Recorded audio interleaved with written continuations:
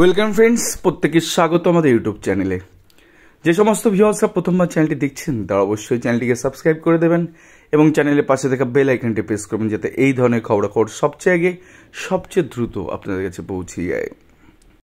তো আপনারা প্রত্যেকে জেনে থাকবেন আজকেই সেই চূড়ান্ত দিন, আজকেই সেই অগ্নি পরীক্ষার দিন, যেখানে গিয়ে যে 26,000 চাকরি বাতিল মামলা, অর্থাৎ স্কুল সার্ভিস কমিশনের যে 26,000 শিক্ষক এবং অশিক্ষক কর্মী নিয়োগ হয়েছিল 2016 সালের, তো সেই জায়গা থেকে 26,000 চাকরি বাতিল করে দেয় মহামান্য হাইকোর্টের ডিভিশন বেঞ্চ।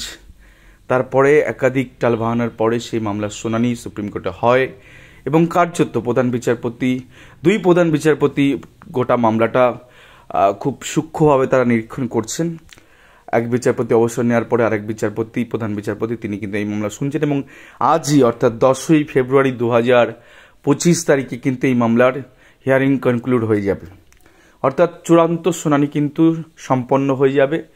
সম্ভবত সিএবি হতে চলেছে এই মামলায় এবং সেক্ষেত্রে রিজার্ভ ফর জাজমেন্ট যখন হয়ে যাবে আশা করি 3-4 দিনের মধ্যে জাজমেন্ট চলেও আসবে। এখন সেই জায়গা থেকে রীতিমতন যে একটা বিস্তর জলঘোলা হয়েছিল যে নিয়োগ প্রক্রিয়া নিয়ে, অর্থাৎ এসএসসি 26,000 চাকরি বাতিল মামলা নিয়ে, সেখানে কার্যত যে ধরনের দুর্নীতিগুলো বা বেনিয়মগুলো করা হয়েছে, রীতিমতন ঘুর পথে প্রায় 8,500 মতন অবৈধ চাকরি প্রাপক রয়েছেন বলে দাবি করা হচ্ছে বিভিন্ন মহল থেকে। তো কার্যত সেই 8,500 অবৈধ চাকরিরত কর্মীদের জন্য বা শিক্ষক অশিক্ষক কর্মীদের জন্য 17,500 বৈধ চাকরি প্রাপ্তদের কি হবে তার অগ্নি পরীক্ষা কিন্তু আজকে মহামান্য সুপ্রিম কোর্টে রয়েছে। কার্যত একাধিক যাদের জন্য মার পর্যন্ত খেতে হয়েছে যোগ্য শিক্ষক শিক্ষিকাদের টানতে টানতে প্রিজন ভ্যানে তোলা হয়েছে, কার্যত ভুলুণ্ঠিত হয়েছে গোটা শিক্ষক সমাজ।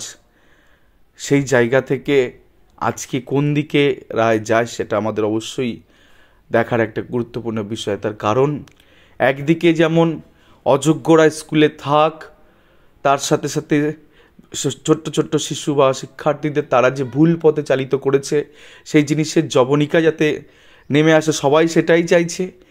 তার পাশাপাশি যোগ্য যারা আছেন তাদেরও কিন্তু চাকরিতে সসম্মানে বহাল থাকে সেটাও কিন্তু প্রত্যেকেই চাইছে। তো কার্যত সেই জায়গা থেকে রাজ্য সরকার, school service commission, west Bengal board of secondary education যারা আছেন তারা কার্যত মুখে কুলু পেটেছেন এবং বিভিন্ন যে ভুলভাল তথ্য তা সুপ্রিম কোর্টের সামনে তারা পেশ করছেন, যেমনটা হাইকোর্টে করেছিলেন। কার্যত সেই জায়গা থেকে অগ্নি পরীক্ষা বিচার ব্যবস্থার, কারণ এত বড় একটা ইনস্ট্রুমেন্টাল একটা অথরিটি যদি আজকে এই জিনিসটা আলাদা না করতে পারেন, এই পৃথকীকরণ যদি আলাদা না করতে পারেন, তাহলে চরমতম শাস্তি হবে যোগ্যদের আর চরমতম জয় হবে সেই সমস্ত দুর্নীতিবাজদের, যে তারা দুর্নীতি করে ঢোকার ফলে যোগ্যদের টেনে তারা তাদের মতন জায়গায় নামিয়ে নিয়ে আসতে পারবে। একটা অঘটন যদি ঘটে যায় কার্যত কি হবে তাদের, সেই সমস্ত যোগ্য প্রার্থীদের একটা উৎকণ্ঠা তো রয়েছে। তার পাশাপাশি হয়তো এই ধরনের মামলার ক্ষেত্রে সুপ্রিম কোর্ট যে দৃষ্টান্ত স্থাপন করবেন গোটা ভারতবর্ষের জন্য, কার্যত সেটাই হয়তো পরবর্তী ক্ষেত্রে বহু নিয়োগের ক্ষেত্রে, বিশেষ করে পশ্চিমবঙ্গে যে সমস্ত নিয়োগগুলো হয়েছে 2011 সালের পর থেকে, কার্যত প্রত্যেকটা নিয়োগে এই ধরনের বেনিয়ম অনিয়ম দুর্নীতি আপনি দেখতে পাবেন, যার জন্য প্রাথমিকে 32,000 চাকরি বাতিল হয়েছে একাধিক কার্যত দুর্নীতির জন্য। তো সেই জায়গা থেকে লাইন দিয়ে লেগে যাবে সমস্ত মামলাগুলো এবং একটা দৃষ্টান্ত স্থাপন সুপ্রিম কোর্টের করা উচিত। এবং পৃথকীকরণ কিন্তু সুপ্রিম কোর্ট যদি এক্ষেত্রে না করতে পারে সেটাও কিন্তু একটা চরম বিড়ম্বনার মধ্যে পড়তে হতে পারে অনেক যোগ্য প্রার্থীকে।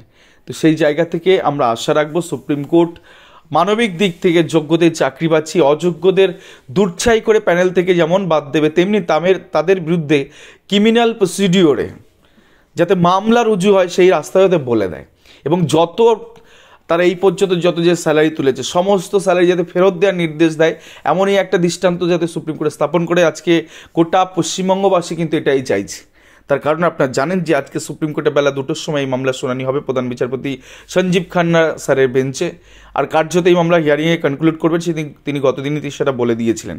তো কার্যত অনেকের যে লড়াই, দীর্ঘ যে লড়াই, রাস্তায় থেকে লড়াই, মানসিক লড়াই, সমস্ত ধরনের যে লড়াই তারা করে এসছেন, শুধুমাত্র একটাই যে তারা যোগ্যভাবে পড়াশোনা করে চাকরি পেয়েছেন, তাদের চাকরিগুলো থেকে যাক আর অযোগ্যরা নিপাত যাক। সেই জায়গা থেকে কার্যত একটা দৃষ্টান্ত স্থাপন করুক সুপ্রিম কোর্ট, এই আশা এই ভরসা আমাদের রয়েছে। সুপ্রিম কোর্ট এখানে হয়তো এই যে এত বড় অপশক্তি তাদের বিরুদ্ধে আজকে সোচ্চার হবেন এবং তাদের কার্যত প্যানেল থেকে বহিষ্কার করে তাদের চাকরি জীবনে ছেদ আনবেন এবং যোগ্যদের সসম্মানে আবার স্কুলে পাঠাবেন, এমনই কিন্তু বিভিন্ন মহল থেকে কিন্তু তারা আশা করছেন। কার্যত সেই বিষয়ে যদি সুপ্রিম কোর্ট একটা দৃষ্টান্ত স্থাপন করতে পারেন, এটা সমাজের জন্য খুবই একটা সাধুবাদ যোগ্য জিনিস কিন্তু হয়ে দাঁড়াবে। তার কারণ এভাবে চলতে পারে না। টাকার বিনিময়ে চাকরি, বিভিন্ন নেতা মন্ত্রীর মেয়ে ছেলে তাদের চাকরি, গুরুপথে যে সমস্ত মেধাগুলো আজকে বসে রয়েছে দিনের পর দিন, তাদের সাথে চিট হয়েছে দীর্ঘদিন ধরে, যাদের 8 বছর ধরে 7-8 বছর ধরে স্কুলে থাকার কথা তারা রাস্তায় থেকেছে বা অন্য কোনো প্রফেশনের সাথে যুক্ত হয়ে গেছে, হয়তো তারা আশা ভরসা ছেড়ে দিয়েছেন, তাদের দিকটাও দেখতে হবে। তো সুপ্রিম কোর্টে একাধারে দুর্নীতিবাজ তাদেরকে পানিশমেন্ট যেমন দেবে, যোগ্যদের যারা অলরেডি প্যানেলভুক্ত রয়েছেন চাকরি করছেন তাদের চাকরি যেমন বহাল রাখবেন বলে আশা করা হচ্ছে, এবং সেই সাথে যে সমস্ত ডিপ্রাইভ ক্যান্ডিডেট রয়েছে, যোগ্য বঞ্চিত প্রার্থী যারা দীর্ঘদিন ধরে আন্দোলন করেছেন, তাদেরও যাতে একটা সুরাহা হয়, সমস্ত দিক ভেবে যদি সুপ্রিম কোর্টে এই রায় আসে, তাহলে কিন্তু কার্যত একটা দৃষ্টান্ত স্থাপন হয়ে যাবে গোটা ভারতবর্ষের জন্য। এবং আগামী দিনে এই সমস্ত দুর্নীতিবাদ যে সমস্ত নিয়োগ প্রক্রিয়াগুলো রয়েছে, দুর্নীতিযুক্ত যে সমস্ত নিয়োগ প্রক্রিয়াগুলো রয়েছে, সেগুলোও কার্যত পৃথকীকরণ করার মাধ্যমে দিয়ে অযোগ্যদের বাদ দিয়ে যোগ্যদের পুনর্বহাল কিন্তু আবার নতুন করে হতে চলেছে। এই রকম আশাই কিন্তু সমস্ত মহল থেকে করা হচ্ছে। দেখা যাক এই মামলা কোন দিকে গড়ায়। তবে একটা বিষয় ভালো যে খুব দ্রুত এই মামলার শুনানি করছেন জাস্টিস সঞ্জীব খান্না মহাশয়, এবং আশা করা যায় তিনি তার মানবিক দিক থেকে গোটা বিষয়টা দেখবেন এবং কার্যত একটা ভালো রায় তিনি দেবেন, কোনো ডিজাস্টার হয়তো নিয়ে আসবেন না। এবং এই আশা রেখে আজকে ছোট্ট আমাদের যে আপডেট সেগুলো আমরা দিলাম, এবং কার্যত বেলা 2টোর সময় লাইভ স্ট্রিম হবে। আপনার প্রত্যেকে নজর রাখবেন মহামান্য সুপ্রিম কোর্টের লাইভ স্ট্রিমিংয়ে। ধন্যবাদ সকলকে।